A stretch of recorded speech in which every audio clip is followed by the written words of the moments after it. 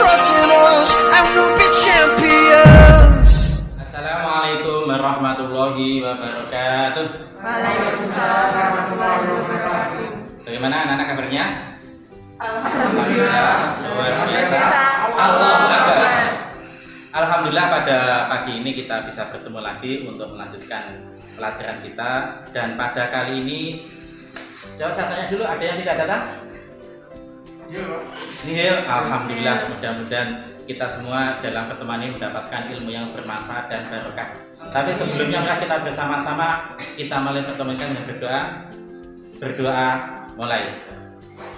Terima kasih, mudah-mudahan dengan doa kita ilmu kita bisa bermanfaat dan barokah. Amin. Pada kali ini kita akan membahas bab baru dalam kelas 11, yaitu tentang senyawa hidrokarbon. Kalau kita lihat kalimatnya hidrokarbon, kalian masih ingat kira-kira senyawa apa yang akan terbentuk? Yaitu senyawa yang disusun dari atom hidrogen dan karbon. Maka pada kali ini dalam pembahasan saya hidrokarbon, saya hanya mengambil subtopik satu aja, yaitu apa? Kekhasan atom karbon.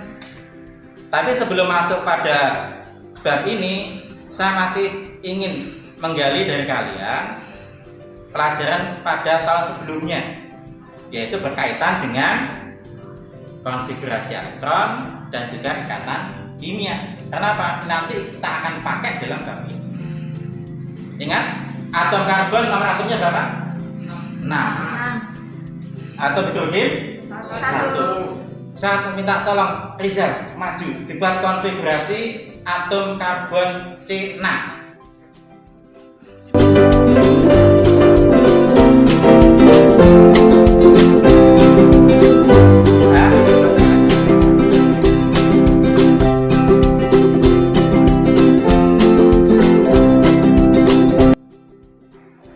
Untuk membuat terbentuknya ikatan kovalen dari C dan H.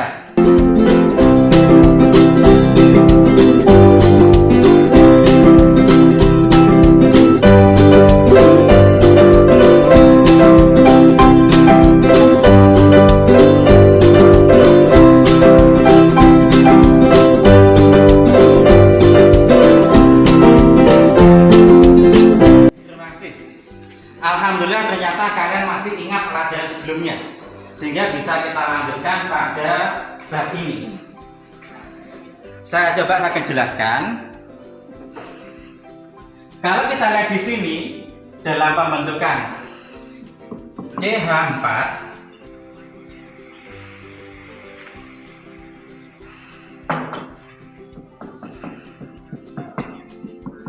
masih ingat berarti berapa elektron valensi dari C? 4. Dapat membentuk ikatan kovalen berapa? 4. Maka di dalam atom karbon ini, dari 4 ikatan kovalen yang dimiliki oleh atom C itu bisa digunakan berikatan dengan atom C yang lainnya sampai tak terhingga. Misalkan ini satu atom H ini kita ganti dengan C. Maka di sini, nah ini berarti C berapa ini? C2H. Inilah keistimewaan dari atom karbon. Coba sekarang kalian lihat di halaman 2. Silakan literasi untuk kita pahami tentang posisi atom karbon. Atom C primer, sekunder, tersier, dan kuaterner. Silakan, saya berwaktu untuk mendalaminya.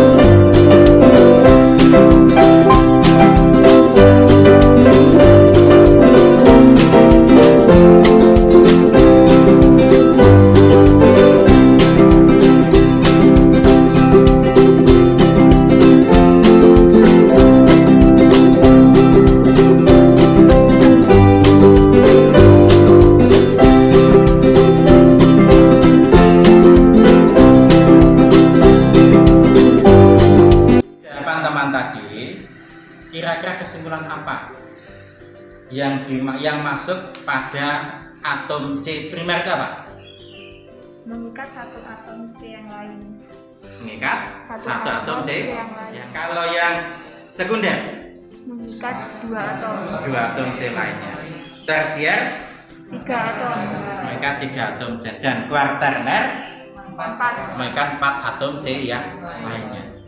Inilah apa? Posisi atom karbon pada rantai atom karbon. Sesuai dengan saya jelaskan tadi bahwa rantai atom karbon itu nanti bisa membentuk rantai atom karbon sampai tak terhingga. Gugus atom H dipotong diganti dengan atom C lainnya akan membentuk rantai yang panjang sekali. Di samping itu ada keistimewaan lagi dari kedalaman atau keleluasaan materi ini apa? Kalau atom C dan H ini gugus H diganti dengan gugus yang lainnya, maka akan membentuk senyawa yang lainnya. Kita coba contoh. Kalau tadi C2H berapa? C2H6. Kalau satu gugus ini saya ganti dengan gugus OH, ya.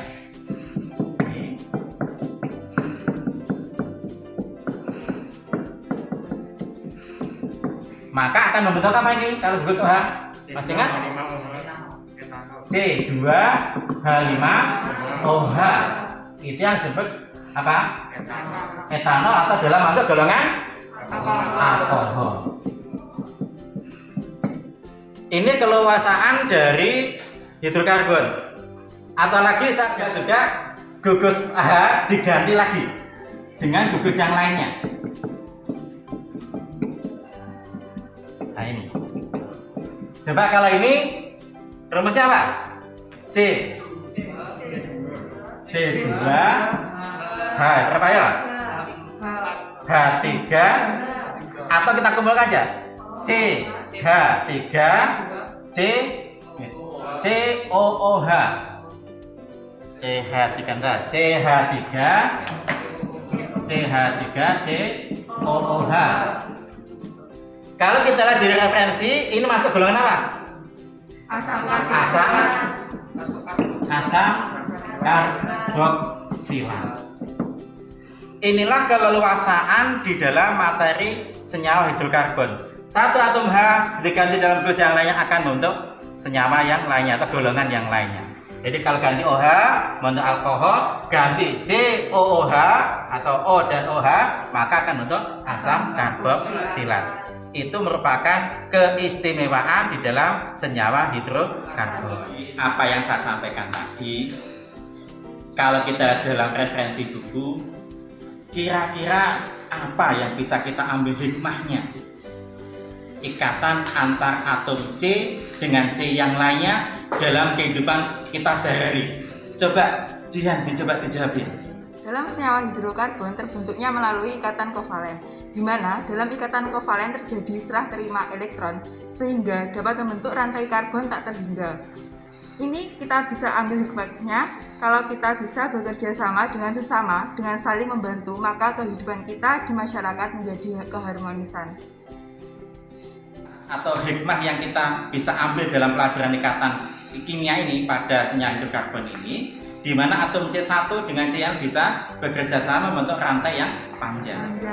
Ini bisa kita terapkan dalam kehidupan kita. Satu orang dengan satu yang lain saling membantu, maka akan saling menguatkan, maka akan membentuk pondasi keluarga, masyarakat dan negara yang kuat.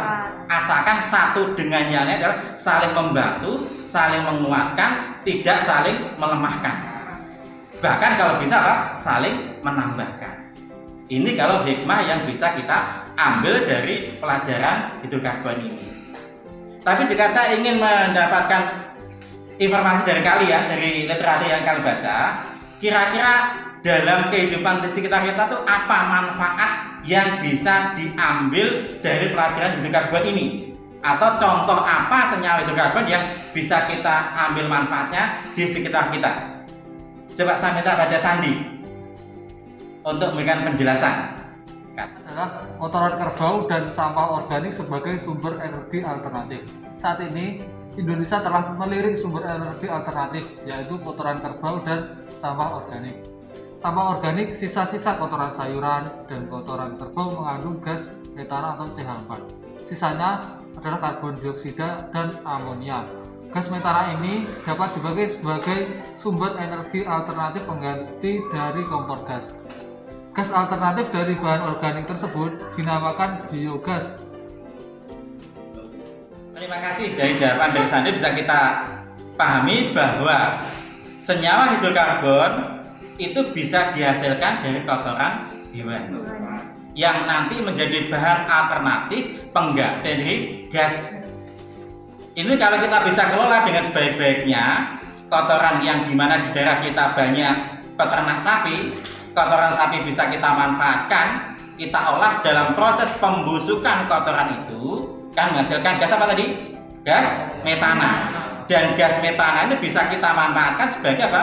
Bahan alternatif pengganti kompor gas. Sehingga kalau kita punya kotoran hewan dan bisa kita kelola, itu insya Allah bisa kita gunakan sebagai ganti dari LPG. Sehingga kita tidak perlu membeli dari Pertamina, tapi kita bisa mengolah sendiri dari gas yang ada ini. Dan ini jangan sampai akan membayangkan antara kotoran dan makanan yang kita masak ya. Sudah nggak ada hubungannya. Karena kotoran kita usahakan letaknya agak jauh, dan kompor yang kita pakai dan kita gunakan masak juga agak jauh, sehingga kita tidak terbayangkan kotoran yang kita makan. Ya, ini yang kita pahami. Ya, ini mudah-mudahan ini yang bisa kita ambil hikmahnya dari sisi kemasyarakatan, sisi kemanfaatan. Sehingga kesimpulan kita bagaimana? Coba Rais, kesimpulan dalam pertemuan kita apa? Atom karbon adalah dapat membentuk rantai karbon yang panjang dengan posisi atom C primer, C sekunder, C tersier, dan kuartener. Terima kasih atas kesimpulan kita buat yang disampaikan oleh Rais. Mudah-mudahan kesimpulan itu menjadi pemahaman baru kita dalam pelajaran pada kali ini. Mungkin ada pertanyaan dari ini? Saya kira harapan saya kalian sudah paham semua. Kalau sudah paham, nanti kita tambahkan dalam literasi yang lainnya. Dan saya kira saya cukupkan dulu pelajaran pada kali ini.